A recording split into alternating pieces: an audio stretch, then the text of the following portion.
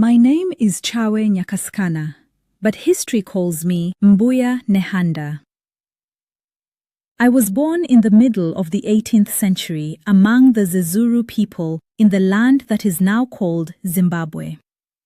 Before strangers named it, before borders divided it, it was simply home. I was raised in a world of harmony. We lived with the earth, not against it.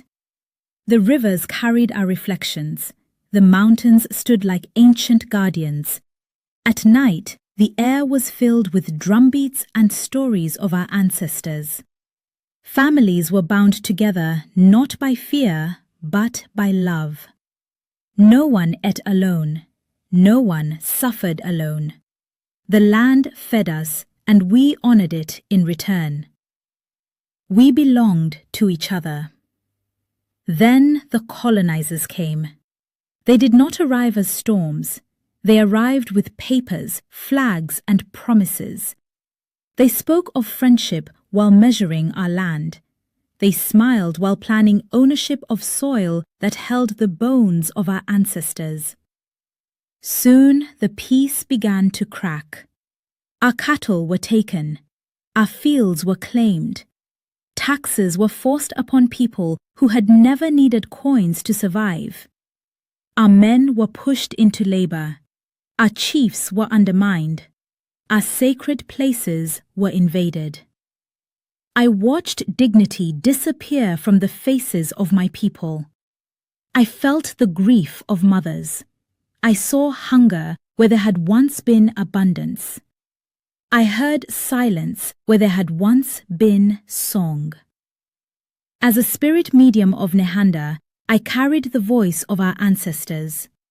And what the ancestors demanded was not revenge. It was remembrance. Remember who you are. Remember whose land this is. Remember that you were not born to kneel. In 1896, our people rose in what is known as the first Chimurenga. It was not rebellion.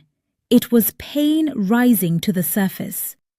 It was a wounded nation crying out. I spoke courage into fearful hearts. For that, they feared me. When the uprising was crushed, they hunted for someone to blame. They needed to break our spirit. So they chained my body. In their court, they called me dangerous. They accused me of inciting resistance. They sentenced me to death. But how do you silence a spirit?